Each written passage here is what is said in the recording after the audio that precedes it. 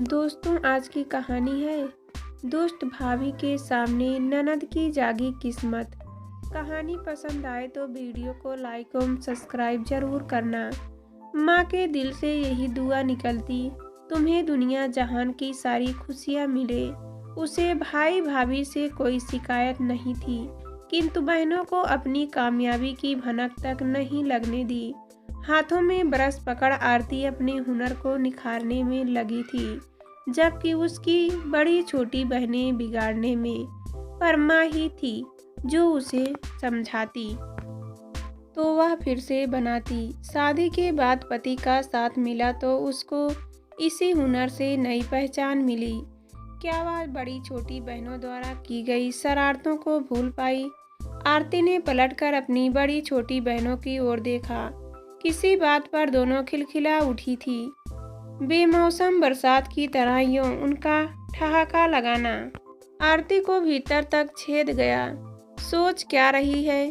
तू भी सुन ले हमारी योजना और इसमें शामिल हो जा।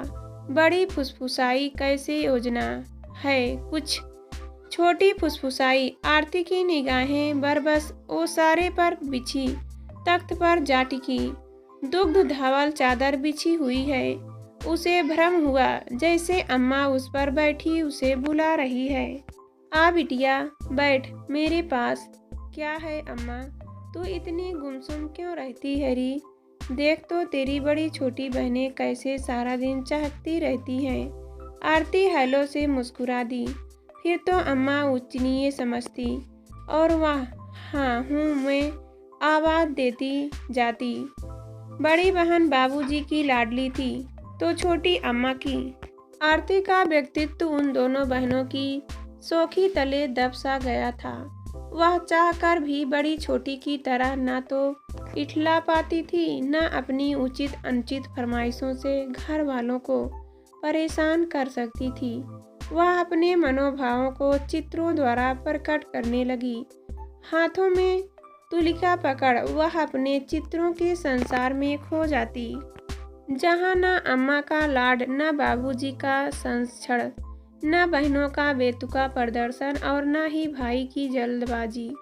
रंगों लकीरों में उसका पूरा संसार सन्निहित था।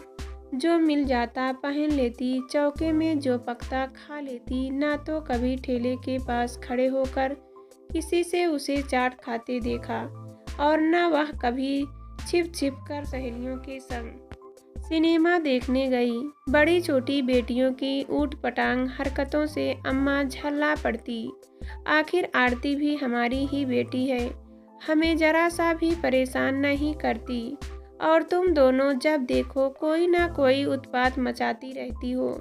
भोदू है आरती, सिर्फ लकीरें खींचकर कोई काबिल नहीं बनता।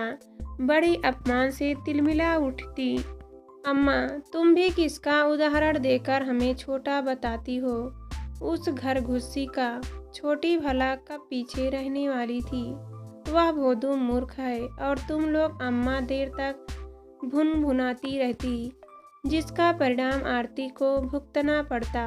पता नहीं कब छोटी बड़ी आंखों से इशारा करती, एक दूसरे के कानों में कुछ फुसकती और दूसरे दिन आरती के चित्रों का सत्यानाश हो गया होता। फटे कागज के बिखरे टुकड़े, लुढ़का रंगों का प्याला, ब्रश की ऐसी हालत कर दी गई होती कि वह दोबारा किसी काम का न रहे। बिलखती आरती अम्मा से फरियाद करती, अम्मा अम्मा देखो मेरी पेंटिंग की हालत, मैंने कितनी मेहनत से बनाई थी, फिर से बना लेना। हाथ का हुनर भला कौन छीन सकता है? अम्मा आरती को दिलासा देकर अपनी बड़ी छोटी बेटियों पर बरस पड़ी। कौन सा बहादुरी का काम किया तुम लोगों ने? आरती को दुख पहुंचाकर अम्मा देर तक भुनभुनाती रहती और बड़ी छोटी बेहयाई से कंधे उचकाती। आरती को परेशान करने के लिए नई खोज में डूब जाती। वहीं वे दोनों आज आरती को किस योजना में शामिल होने का न्योता दे रही हैं, इसे आरती का निश्चल हृदय खूब समझाता है। अम्मा की 13वीं हुए अभी 2 दिन भी नहीं बीते, नाते रिश्तेदार एक एक करके चले गए। सिर्फ बच गए हैं हम पांचों भाई बहन। भाभी मैं कल जाऊंगी, आरती ने रोटी खाते हुए कहा। 2-4 दिन और रुक जाती। नहीं भाभी, वहाँ बच्चे अकेले हैं, आना जाना लगा ही रहेगा। जिस घर में उसका जन्म हुआ, पली बढ़ी, जवान हुई, सपनों में उड़ान भरी, वहाँ से निकल जाना ही उचित है। पता नहीं बहनें कौन से कुचक्र में भागीदार बनने पर मजबूर करें। वह थकी हारी अपने आशियाने लौटी तो पति सुदर्शन और दोनों प्यारे बच्चे उसका बेसब्री से इंतजार कर रहे थे। सब कुशल मंगल तो है ना? नहा धोकर फ्रेश हो जाओ, मैंने डिनर तैयार कर लिया है। पति का स्नेह, बच्चों का अम्मा अम्मा करते लिपटना, वह साड़ी कड़वाहटें भूल गई। यह तुम्हारे लिए क्या है? लिफाफे में स्वतंत्रता दिवस पर बनाई गई तुम्हारी पेंटिंग। पोस्टर को प्रथम स्थान प्राप्त हुआ है। बुलाहट है दिल्ली के लाल किले पर पुरस्कार के लिए, उसी का निमंत्रण पत्र है। अम्मा, हम भी चलेंगे लाल किला देखने। बच्चे मचल उठे। अरे हम भी चलेंगे, चलने की तैयारी करो। पति के उल्लास समय आहन पर आरती का दुखी हृदय खुशियों से भर उठा। जिस हुनर को मायके में हंसी का पात्र बनाया गया, वही पुरुषार्थी पति का सहयोग पाकर राष्ट्रीय व अंतर्राष्ट्रीय पहचान बना रहा है। माँ, यह तुम्हारा प्यार है, शायद जिसने मुझे कभी भी कमजोर पड़ने न दिया, अपने मार्ग से भटका न सका, और जिसकी वजह से मेरा जुनून मेरी ताकत बना। मन ही मन सोचती आरती का भावुक होना स्वाभाविक था। आरती का मन पाखी पुरानी यादों में खो गया। खामोश काम से काम रखने वाली आरती को अपने सहकर्मी के विनम्र, सुलझे हुए साहसी स्वभाव के आकर्षण पर लिया। अनाथ यश का प्रस्ताव, मुझसे विवाह करोगी? माँ से बात करनी पड़ेगी, कहती हुई आरती ने नजरें झुका ली। उसने डरते डरते माँ से बात की। माँ, यश आपसे मिलना चाहता है। मेरा सहकर्मी है, किस लिए? अनुभवी माँ की आंखें चौड़ी हो गई। यश की सज्जनता को देख परिवार प्रभावित हुआ, किंतु विजातीय विवाह की अनुमति नहीं। लोग क्या कहेंगे? बहनों ने घर सिर पर उठा लिया। विवाह में खर्च कौन करेगा? इस बार आरती ने दिल से काम लिया। कोर्ट में विवाह कर दूल्हे के संग माँ का आशीर्वाद लेने पहुंची। तब सब ने मुंह मोड़ लिया, किंतु माँ के मुख से निकला, सदा सुहागन रहो। बचपन से ही आरती को पेंटिंग, कढ़ाई, सिलाई के अलावा रचनात्मक कार्यों में अभिरुचि थी।